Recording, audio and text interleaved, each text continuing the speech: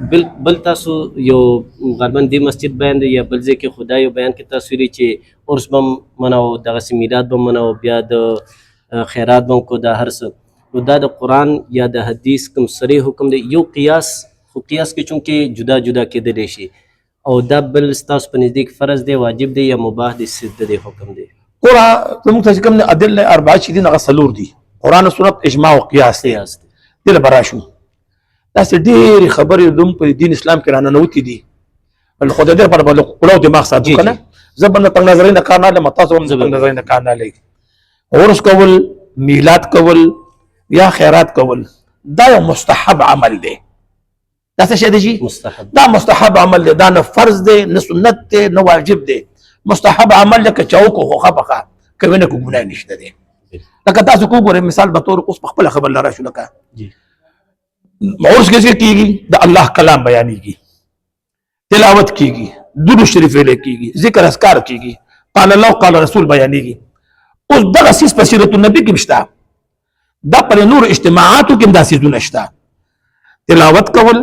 نعتخواني کول ذکر اذکار کول تقریر کول قال الله قال رسول په دې خو تاسو قایل چې هر مکتب فکر کله یو جلسه جوړه شي نو آغاز د الله د کلام نه کېږي بیا مثلا تلاوت وشي بیا پکې نعتخواني وشي که نعتخواني نه پکې خامخا تقریر وشي مبلغ یو مقرر یو واعظ یو عالم په هغې کې هغه تقریر کوي لګیا دی نو که مونږ داسې دې ته دا ځمکه جوړه کړو موږ دې ټولو ته په یو نظر وګورو نو څیز یو دی خو نوم جدا جدا دی ځکه چې بعضې حضراتو له اجتماع نوم ایښی دی او مونږ له د میلاد النبي نوم ایښی دی په خبره باندې ورسې دین طرف ته رابلل دي دلته یو وړوکی فرق دی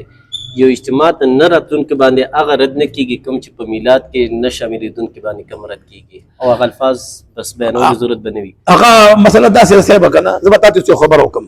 ګوره یو عمل داسې دی چې په هغې الله مانه نیسي یو څیز په ما په یو څیز باندې الله مانه نیسي د شریعت په د ما ګرفت نه کوي انسان په ما نشي نیوی یو محفل دی د نظم نه په دې باندې نه ګناهګارېږم نه پې ما څوک ګناهګارولی شي خبر به همدغه بله مقصد به نه ګورئ که هغه هر محفل دی که هغه د ما میلاد مصطفی صلی الله علیه وسلم دی که هغه د ریونډ اجتماع ده یا په دې کې چاپېرې پېښور کې کوم مراکزو کې دا کم مرکزونه د تبلیغ والو دې ته خلک ځي ګوره اصل کې دې کې به موږ دماغ کلو ساتو که چېرته مقصد د خدای رضا وي نو په چا مرد نه دی پکار که مقصد د خدای رضا وي اصل مسله چې کومه ده جابر صاحب اصل مسله چې کومه ده د هغې تعلق چې کوم دی نو هغه د حضرت رسول الله صلی الله علیه وسلم د ذات سره دی که د حضور مبارک ذات په دې تمام کائنات کې د الله نه رستو چې الله ورته موږ نشو ویلی زموږ دا کلمه ده چې واشهد ان محمدا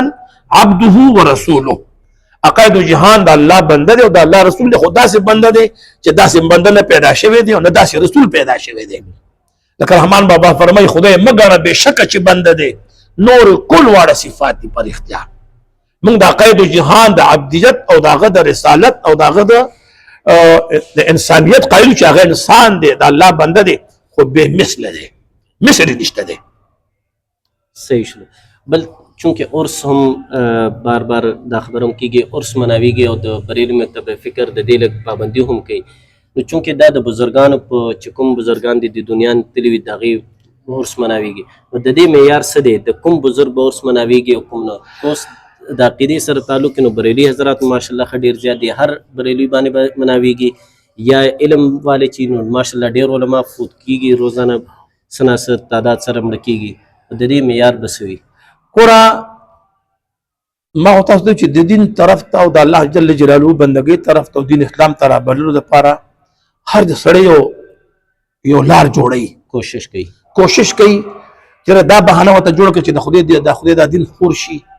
د اولیاو ذکر وشي په عرس کې څه کېږي تاسو ته پته شته په کم عرس کې چې دوپړی باچې غږېږي په هغې کې چرس او بنګ سنګلی کېږي په هغې کې ناروا کارونه کېږي په هغې کې د انسان نه هغه فرض مو چې د هغه فوت کېږي د الله جل جلاله په بندګۍ کې چې په هغې کې ګیپ او فاصله پیدا کېږي نو دغه عرس نه دی دا یو تماشه ده عرس کې څه کېږي جي په عرس کې د الله جل جلاله د نیکانو بندګانو ذکر کېږي او که جابر صاحب تاسو وګورئ که نه نو نامه عرس ته خو که تاسو ګورئ په قرآن کریم کې الله د خپلو بندګانو د اولیاو د بزرګانو د هغوی د کراماتو د هغوی د ولایت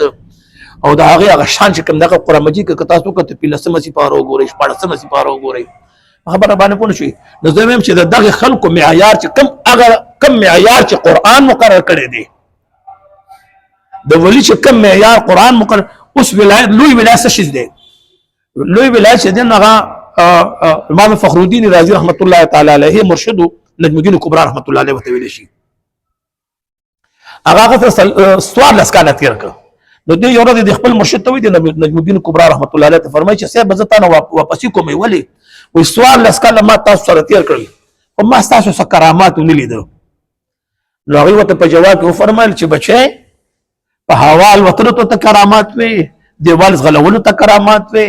په خبره باندې پوه شوي یا هغه ځان خبرې کول هغه ته کرامات وي بچي د ما زه تاسو معیار کې دم چې وګوره په دا سوار لسکاله کې زما په زندګۍ کې زما په جسم کې تا د شریعت نه خلاف کار لیدلې دی جابر صاحب لوی ولی الله زمانه څوک دی چې د په شریعت پابند وي چې د الله د احکام پیروي کوي د حضرت رسول الله صلی الله علیه وسلم د طریقو د عقاید او جهان د ژوندۍ پیروي کوي دته ولی ویل شي. تاسو یو خبره د عرس کې د ډول باجو غیره خبرو کې چې دا بیا عرس نه د تماشې دي نو بیا هم په ډېر معذرت سره هم خو تاسو امید ده دا خبره تسلیموي چې د بریلوي حضرات چې څومره علما دي د هغې چې څومره صلاحیتونه خرج کېږي نو د هغې لسمه حصه د دې خرافاتو په بندولو نه خرج کېږي آیا داسې په کار نه چې څه ناڅه حصه په دې هم خرج صاحب جابر صاحب په دې خبر وکړم په دې به نه خفه کېږو چې عقاید جان فرمایي چې الا کلکم راع وکلکم مسئول عن رعیته زمانه به د خپل سوچ او زما د فکر زما د ماتحت کم خلق ما د وکیږي ما به دغه تپوس کیږي او پارچا زما کمانډ نشته دی زما صرف دی رسول مون خلکو ته وایي چې دا سیز ناروا دی د دې څه حقیقت نشته دی هغه اور چې پاغي کې د الله د دوستانو ذکر کیږي پاغي کې قران بیانېږي پاغي کې ذکر اذکار کیږي نو موږ دا وایو چې د دې عرس لفظ نه بیا موږ دا چې د دې متنفر کېدلی په کار صاحب خو نو موږ له عرس کې د پاغي کې د الله او د الله د محبوب ذکر او د خدای د بندگانو ذکر کیږي او دا په قران ثابت دی دا اولیاء ذکر نه چې د ډول باجو نه چې د غبو شپو په خبره باندې پوه شئ اوس دین هم نه کول اوس یو سړی راځي په دې جماعت کې بد کارو کی نو مالو پکای چې زمونه کوم کنه نو زه به سم چې خدای پاک دا خو ستاسو باندې ته ولې نه منې کې نو خدای ډایرکټ په خدای ته راځي ته ولې نه منې کې د خدای سره خدا طاقت شته خدا مخلوق دی څوک په یو لار دی څوک په بل لار دی مونږ بریلوي حضرات د دې خبرې قائل نه یو په قبرونو باندې نه ډول شته نه باجې شته نه سندرې شته نه چرسونه شته نه بنګونه شته که څوک یو سړی وایي چې زه بریلوي مسلک سره زما تعلق له دا کار کوي نو دا د بریلوي مسلک نه دی دغې بدنامي کوي نه دا دغې بدنامي کوي یو خبره تاسو ته بله کوم یو جابر صاحب دا خبر غوړیا ستېجي چې نه بریل مسلک دی او نه دیوبند مسلک دی په خبر باندې ورسېږي که نه که ته هم چې زه ورمړیم که نه نو دا عمر زما مذهب نه دی یو سړی چې زه دیوبندي یم نه دا خو دیوبند یو ښار دی په هندوستان کې په هغې کې یو مدرسه ده د هغې نه علما فارغ شوي دي په علمای دیوبند کې ډېر ښایسته خلک د دې نه وړاندې تېر شوي دي چې هغه د اولیاو هم قایل وو په خبره باندې پوه شئ د حضرت رسول الله صلی الله علیه وسلم د هر شان او د حضور مبارک چې څومره اوصاف حمیده کوم چې دا بریلوي حضرات موږ تاسو نن په سره منبر په دانګې د هول باندې بیانوي که نه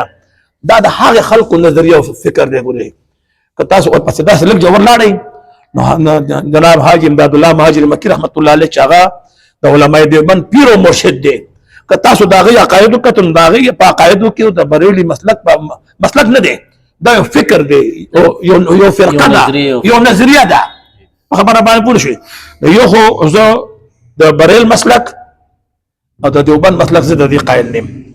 زه مسلک زه د امام ابو حنیفه رحمت الله علیه تعالی علیه دغه پیغام به تاسو خپل داسې هغه خطبات هم ورکول غواړئ چې کوم په دې کې سختي کوي او یو بل باندې یا د کفر یا د ګمراهۍ جابر صاحب تاسو یو خبر وکړم نن سبا د خلکو نه امام ابو حنیفه صاحب دی دې ماته قایل په ماته ودرېږي صاحب کله دیوبند حضرات په مدرسه باندې کې په دیوبند حضرات په جلسه کې आवाज نکي نو سر بکف سر بلند دیوبند او کدی خو موږ د اعلی حضرت صاحب مریدانو ته ګوري په خبره باندې پوښي لغې د اعلی حضرت صاحب ناری وایي زمون اصل څه چې کوم دی کنه اصل معیار چې کوم دی د انسانیت کوم سوچ دی د زه اول محمدي ما او به په مسلک باندې زه حنفي ما فکر یو سوچ د خامخا یو سړي پسې په شاته ځي زمونږ د اهل سنت والجماعت چې کوم فکر دی کوم نظریه ده نوم د امام ابو حنیفه سي په مسلک یو او په سوچ کې او په فکر کې چې کوم زمونږ کومه د محبت په حواله کوم تعلق دی د جناب شاه احمد رضا خان فاضل بریلوی رحمت الله تعالی علیه سره د مکمل نسبت مم دی تعلق مم دی وسره خو مونږ په هغه پسې نه روان زمونږ مسلک چې کوم دی هغه د امام ابو حنیفه رحمت الله علیه دی هغه د لپاره معیار نه دی